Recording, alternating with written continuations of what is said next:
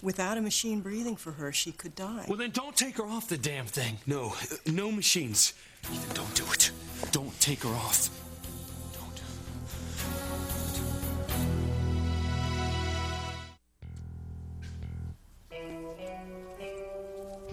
Mrs. Crane?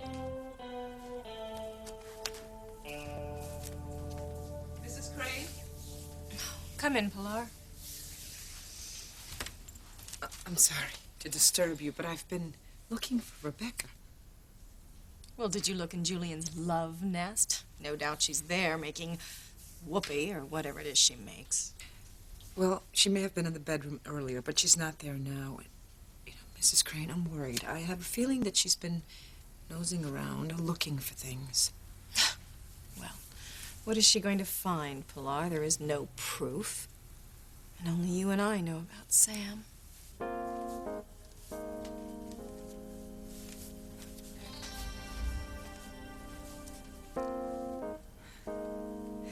You are wrong, Ivy. Dead wrong. Because now, I know your secret. Why, Hank? There has to be a reason you would take such enormous risks with other people's lives. You want to know why? I'll tell you why. Because it came down to Sheridan's life or his own, and of course, Hank chose his own. You know, I was so sure that you had changed. I thought by seeing my family, my kids, had made you realize that there was more to life than running scams on people. But you're even worse now. I mean, risking the life of an innocent woman to save your own is unforgivable. Yes, it is. You know what? You don't give a damn about anyone. Not me, not your best friend, not your family. Well, not anymore. That's right.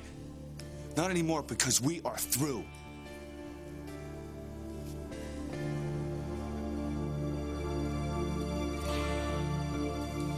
Chad,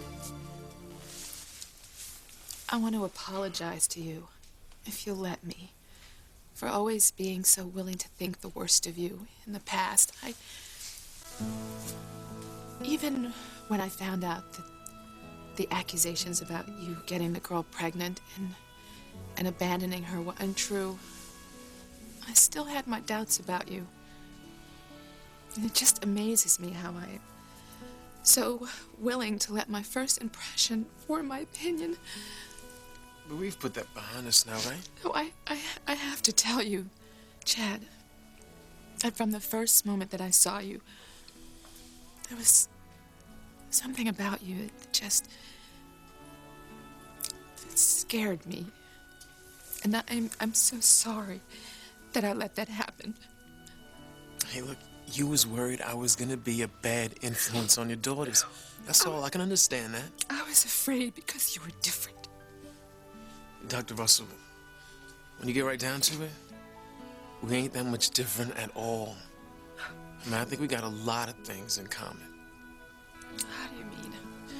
Well, for starters, I know we definitely both want to know who my real parents are. We're gonna track them through the hospital DNA records. I owe you my life, Chad. I'm gonna do everything in my power to help you. Just help me find out who my mother is. That's all I'm asking. I will. But I owe you more than that, dear. I owe you much more.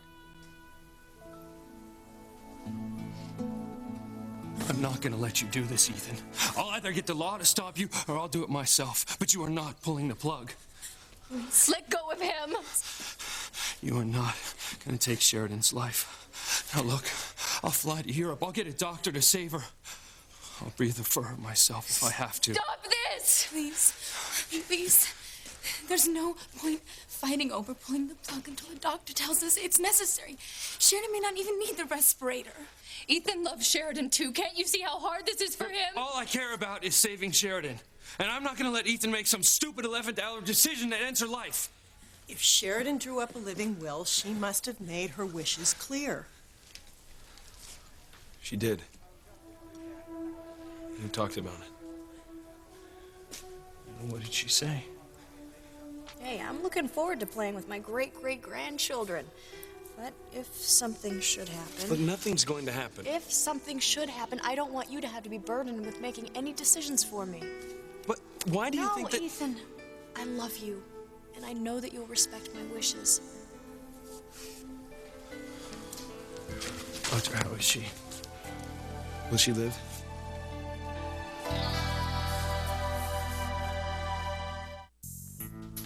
Rebecca.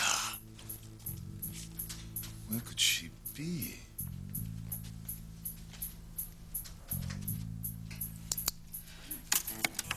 Rebecca! Ivy! What are you doing in my room?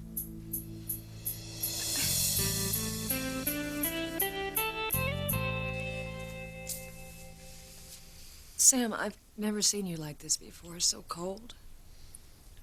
Hank is your brother. You can forgive him. Not this time. Who knows when Hank's history will catch up with him again? When another monster from his past shows up and puts the screws to him? Who knows? Maybe next time he'll have to sacrifice my family to save himself.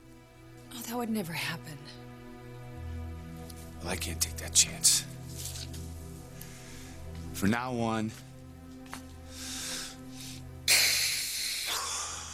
I don't care what you do, where you go, or who you see, because you are no brother of mine.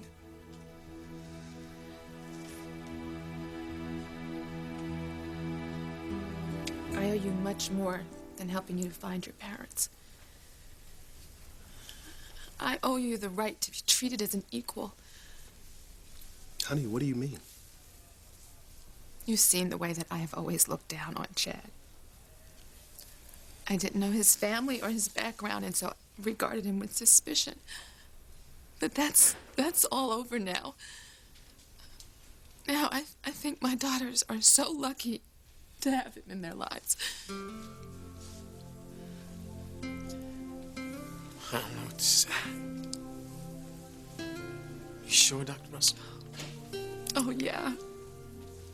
I think you're a fine young man, Chad. I agree, son. I think it's just a little too much to handle in one day. Look, sweetie, I know that I told you to keep your distance from Chad. But everything that I said about him being a negative influence, I was wrong.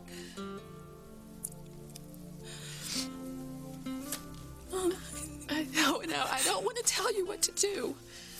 But if you no longer wish to keep your distance from Chad, I won't object.